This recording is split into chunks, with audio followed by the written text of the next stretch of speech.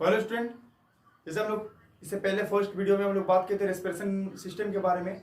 और respiration system का part 1 में हम लोग डिस्कस किए थे रेस्पिरेशन सिस्टम किसे कहते हैं और उसका अलग अलग टाइप्स के बारे में हम लोग डिस्कस किए थे।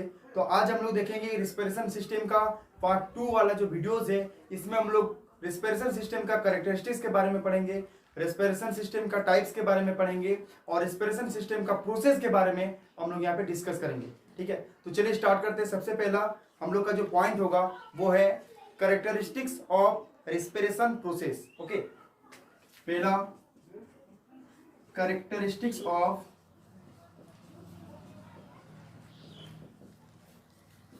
Respiration process.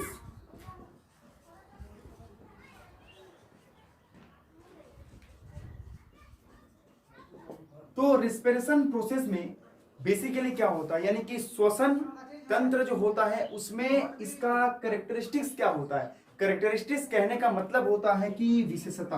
क्या होता है? विशेषता, यानी कि श्वसन तंत्र का विशेषता क्या होता है। तो श्वसन तंत्र का 3 विशेषता होता है। पहला, first, food is used up. First होता है food is used up. Okay, second is energy is produced. Second, energy is produced. And third, exchange of gases. Exchange of gases. Okay, this is the 3 characteristics of respiration system और respiration process. ठीक है, तो respiration system का हम लोग का 3 विशेषता होता है। पहला क्या होता है कि food is used up, food हम लोग का यूज होता है। Second is energy is produced, हम लोग का रेस्पिरेशन सिस्टम के दौरान एनर्जी प्रोड्यूस होता है। And third, exchange of gases, और गैसेस का एक्सचेंज होता है। ठीक है, तो ये 3 विशेषताएं होता है रेस्पिरेशन प्रोसेस का, रेस्पिरेशन सिस्टम का। जैसे हम लोग को पता है कि हम लोग का रेस्पिरेशन प्रोसेस के दौरान क्या होता है, ऑक्सीजन हम लोग एब्जॉर्ब करते हैं एंड कार्बन डाइऑक्साइड हम लोग रिलीज करते हैं। ठीक है, तो इस जो प्रोसेस होता है, इस प्रोसेस में ये विशेषता यही होता है कि यहाँ पे एनर्जी हम लोग का रिलीज होता है, एनर्जी हम लोग का बनता है। सेकेंड, हम लोग जो फूड यूज करते हैं, हम लोग जो फूड खाते हैं उस फूड यूज होता है। And third, exchange of gases, यानी गैसेस का एक्सचेंज होता है, यानी कि सारा लिविंग ऑर्गेनिजम्स एक गैस लेते हैं और एक गैस छोड़ते हैं, ऑक्सीजन लेते हैं एंड कार्बन डाइऑक्साइड क्या करते हैं, रिलीज करते हैं। तो इसी जो 3 विशेषताएं हैं इसी के बारे में हम लोग यहाँ पे डिस्कस किए। तो हम लोग का रेस्पिरेशन सिस्टम का 3 विशेषता होता है। First, food is used up, second, energy is produced, and third, exchange of gases. Okay, ये 3 कैरेक्टरिस्टिक्स है रेस्पिरेशन सिस्टम का। आप लोग चाहे तो नोट कर लीजिए।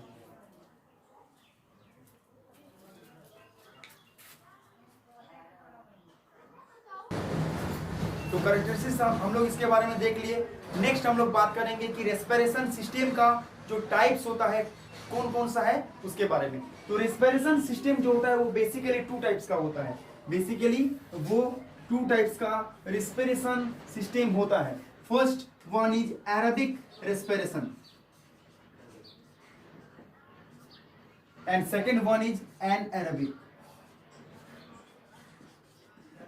ओके, तो first is aerobic respiration and second is anaerobic respiration. Aerobic का मतलब होता है, हम लोग जानते हैं बायोबियर शोषण।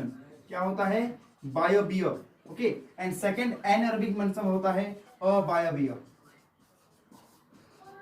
फर्स्ट इज बायोबियर शोषण एंड अबायोबियर शोषण, एनएरोबिक सिस्टम। तो रेस्पिरेशन सिस्टम का 2 टाइप्स होता है। First is an aerobic respiration and second one is anaerobic respiration. बायोबियर शोषण और अबायोबियर शोषण के बारे में अब डिस्कस करेंगे। तो सबसे पहला बात करते हैं कि एरोबिक यानी कि बायोबियर शोषण क्या होता है।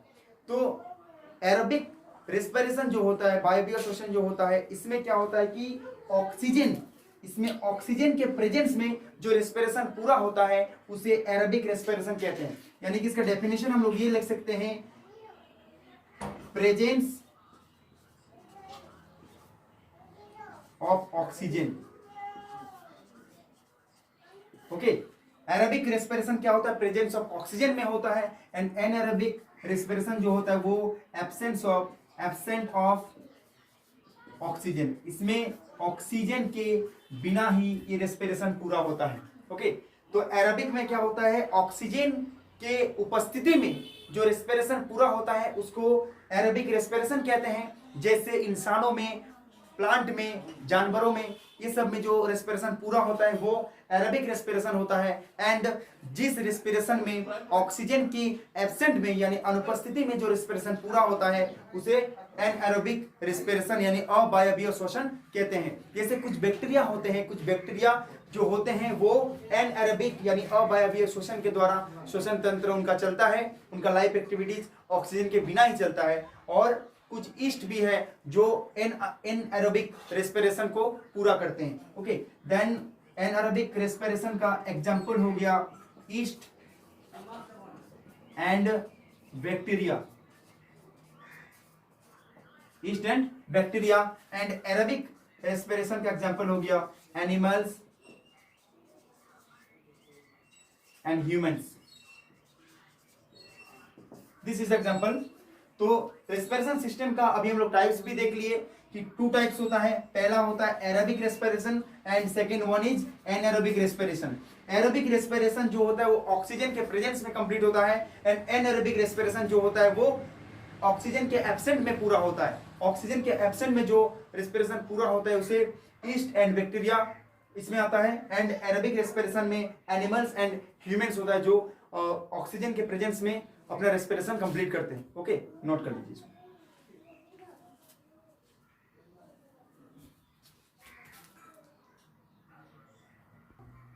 तो किस प्रकार का रेस्पिरेशन का 2 टाइप्स के बारे में हम लोग देख लिए, एरोबिक एंड एनएरोबिक के बारे में। अब एरोबिक रेस्पिरेशन का जो रिएक्शंस होता है उसमें किस प्रकार का वेस्ट मटेरियल या वेस्ट प्रोडक्ट कैसे निकलता है या कौन कौन सा यूजफुल सब्सटेंसेस हम लोग के लिए निकलता है उसके बारे में देख लेते हैं, उसका केमिकल रिएक्शंस क्या होता है। तो सबसे पहले एरोबिक रेस्पिरेशन के बारे में बात कर रहे हैं।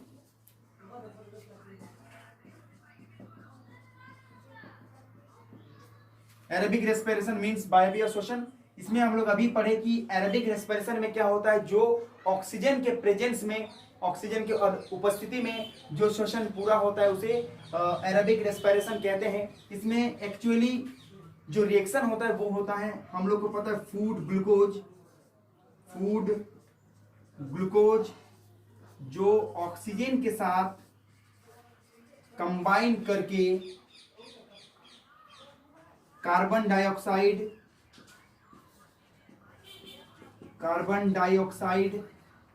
वाटर एंड एनर्जी प्रोड्यूस करता है।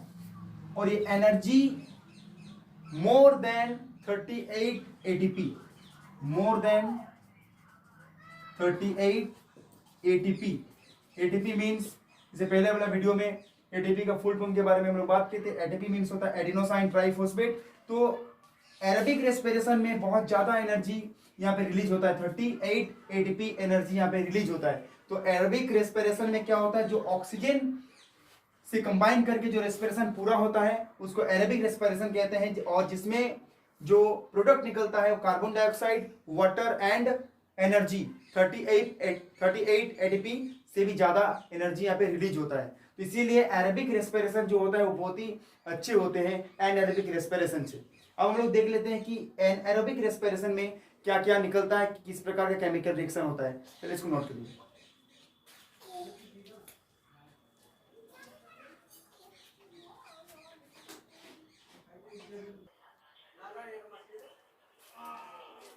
तो नेक्स्ट हम लोग जो एरोबिक रेस्पिरेशन के बारे में बात कर लिए। अब हम लोग का होगा anaerobic respiration.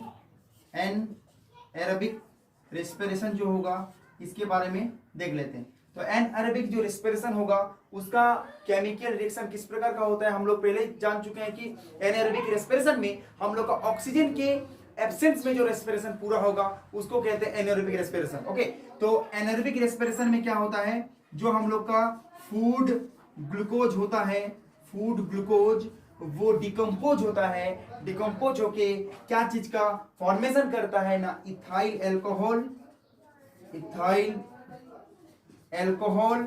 Carbon dioxide and energy का फॉर्मेशन करता है। और एनएरोबिक रेस्पिरेशन में जो एनर्जी रिलीज होता है लेस देन 2 एटीपी, बहुत ही कम मात्रा में इसमें एनर्जी रिलीज होता है। ऑक्सीजन के एब्सेंस में जो रेस्पिरेशन पूरा होता है एनएरोबिक रेस्पिरेशन में, इसमें बहुत ही कम एनर्जी यहाँ पे रिलीज होता है। देन एनएरोबिक रेस्पिरेशन में जो फूड ग्लूकोज होता है वो डिकम्पोज हो जाता है इथाइल अल्कोहल में, कार्बन डाइऑक्साइड में, एंड एनर्जी में जो 2 एटीपी से भी कम होता है। ओके, तो ये था टाइप्स ऑफ रेस्पिरेशन सिस्टम। तो basically 2 types of respiration system होता है। First is aerobic respiration and second one is anaerobic respiration. Okay, and now last the process of respiration. ठीक है, देन लास्ट टॉपिक हम लोग का बचा हुआ है process of respiration.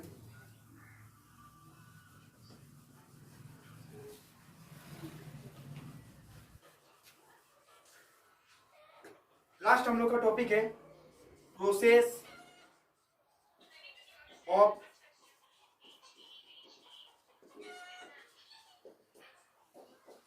Respiration. Respiration is 2 process. First one is breathing, second one is cellular respiration.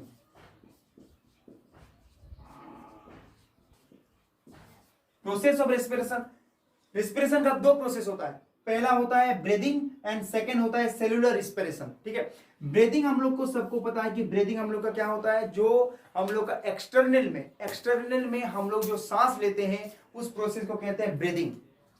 And cellular respiration क्या होता है, हम लोग के बॉडी जो होता है, हम लोग का लाखों करोड़ों सेल्स मिलकर हम लोग का बॉडी बना हुआ है, और इसमें जो सेल्स के अंदर जो ऑक्सीजन के साथ जो रिएक्शन होगा, जो मतलब इंटरनल बॉडी के अंदर जो रेस्पिरेशन कंप्लीट होता है उसको सेलुलर रेस्पिरेशन कहते हैं। एंड जो एक्सटर्नल यानी कि बाहर में जो रेस्पिरेशन कंप्लीट होता है उसको ब्रीदिंग प्रोसेस कहते हैं। तो ये था हम लोग का process of respiration. Process of respiration 2 types का होता है। First is breathing and second is cellular respiration. Breathing हम लोग का एक्सटर्नल होता है यानी बाहर में होता है, एंड सेलुलर रेस्पिरेशन हम लोग का बॉडी के अंदर होता है। ठीक है, तो आज का इस वीडियो में पार्ट 2 रेस्पिरेशन सिस्टम का जो पार्ट 2 था हम लोग यहाँ पे डिस्कस किए। बहुत सारे टॉपिक के बारे में हम लोग यहाँ पे डिस्कस किए कि टाइप्स ऑफ रेस्पिरेशन के बारे में, रेस्पिरेशन से रिलेटेड थोड़ा definition and process of respiration, इसके बारे में हम लोग यहाँ पे डिस्कस किए। तो आज का हम लोग ये पार्ट 2 जो रेस्पिरेशन रिलेटेड जो टॉपिक था ये हम लोग का खत्म हुआ। नेक्स्ट हम लोग क्लास 10 बेस्ड का जो साइंस है वो हम लोग वीडियोस अपलोड करेंगे। अगर आप लोग को अच्छा लगा हो तो लाइक कमेंट एंड सब्सक्राइब कर लीजिए। Thank you.